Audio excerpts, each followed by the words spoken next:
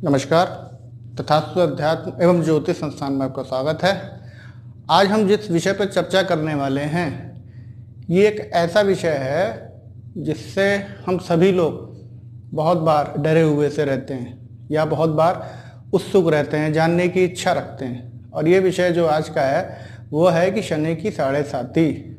यानी हमने ये शब्द कई बार सुना है कि शनि जो है उसकी साढ़े साती चल रही है या आने वाली है, या हम कई बार जानना चाहते हैं कि क्या हमारे ऊपर शनि की साढ़े साती चल रही है कि नहीं चल रही है। यदि चल रही है तो क्या प्रभाव होने वाले हैं, अगर नहीं चल रही है तो कब से चलेगी।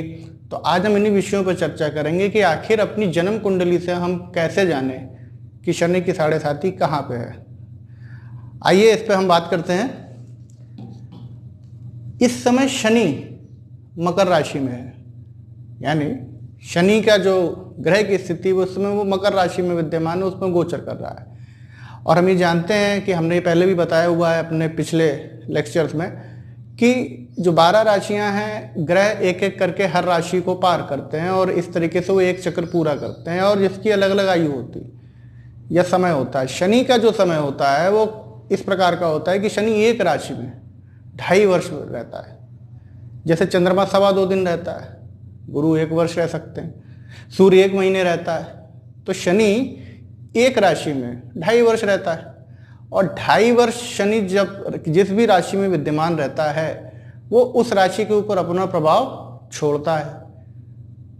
लेकिन जब भी हम बात करते हैं शनि की साढ़े साती की, तो क्या होता है कि शनि जैसे इस समय हम इसको ऐसे समझेंगे कि आज वो मकर राशि में है, तो जो मकर राशि है इसके ऊपर तो शनि की साढ़े साती चल रही है 2.5 वर्ष। लेकिन ये जो 7.5 वर्ष होते हैं, अगर हम इसको जोड़ लें 2.5 यानी 2.5 प्लस 2.5 प्लस 2.5 यानी 7.5 या 7.5, तो वो जो 2.5 वर्ष का है, तो इसका अर्थ ये होता है कि शनि अपने से एक राशि है। अगर ये आज मकर में है तो यहाँ यानी धनु, जहां से वो मकर में आया, और यहाँ यानी कुंभ, यहाँ वो जाएगा।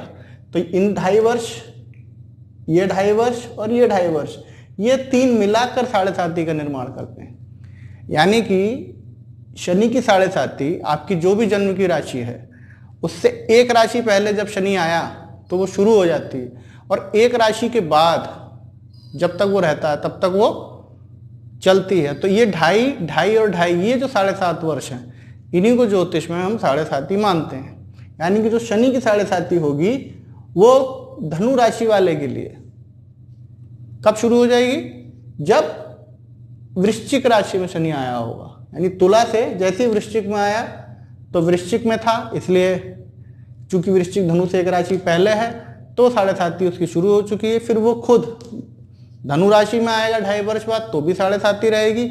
और फिर जब वो यहाँ मकर राशि में आएगा 2.5 वर्ष अगले, तो भी साढ़े साती रहेगी।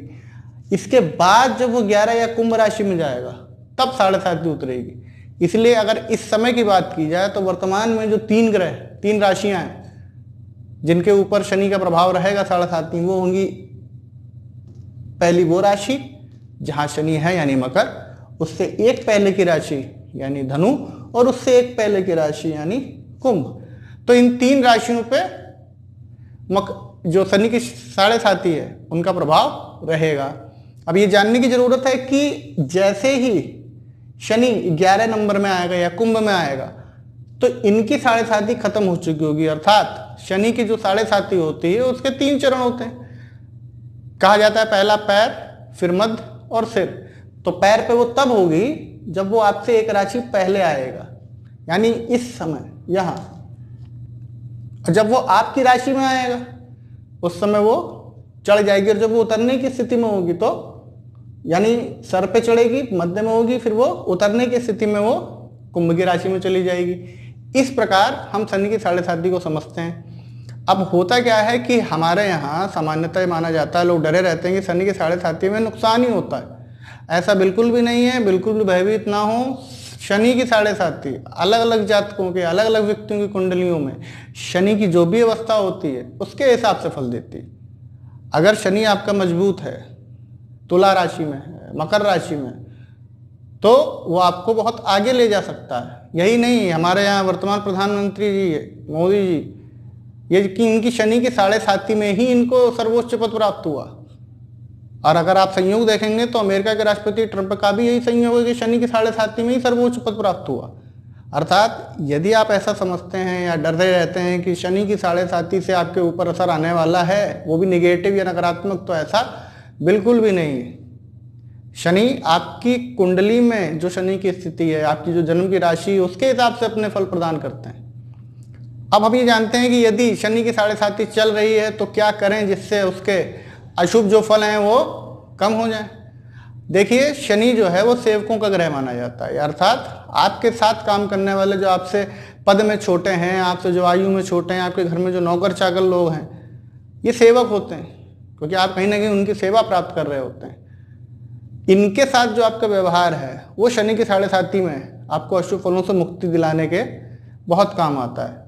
ज्योतिषी उपायों में जैसा कहा जाता है कि तेल का दान देना बहुत ज़रूरी है, लोहे का दान शनिवार के दिन ना देना जरूरी है, इस प्रकार की जो चीज़ें हैं, इसके साथ साथ याद रखिएगा कि आपके आसपास काम करने वाले, आपके घर में काम करने वाले, आपके घरेलू नौकर, आपके ऑफिस में काम करने वाले, आपसे छोटे पदासीन कर्मचारी, आप यदि उनके साथ अपनी वाणी में संयम नहीं बरतते हैं, व्यवहार में संयम नहीं बरतते हैं, तो शनि आपको 7.5 के समय अशुभ फल ही देता है।